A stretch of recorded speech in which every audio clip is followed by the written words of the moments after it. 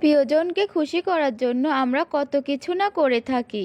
ঠিক তেমনই একটি ভাইয়া এই কেকটি অর্ডার করেছিল তার প্রিয়জনকে খুশি করার জন্য।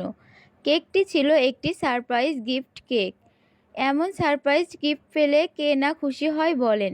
আসসালামু আলাইকুম everyone, welcome to Jafrin sweets and bakery. আজকে আবারও একটা রসমালাই কেক ডেকোরেশনের ভিডিও নিয়ে চলে আসলাম।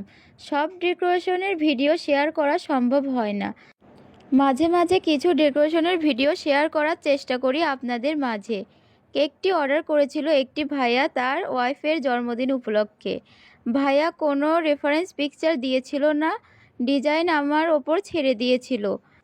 আসলে আমার ওপর কেউ ডিজাইন ছেড়ে দিলে আমার খুব টেনশন হয় যে কেমন ডিজাইন করব, তার পছন্দ হবে কি না, ভালো লাগবে কি না, এসব ভাবনা কাজ করে। আমার কাছে বরাবরই কাস্টমাইজ ডিজাইনগুলোই অর্ডার আসে। মাঝে মাঝে নন কাস্টমাইজ কেকেরও অর্ডার আসলে খুব টেনশনে পড়ে যায়।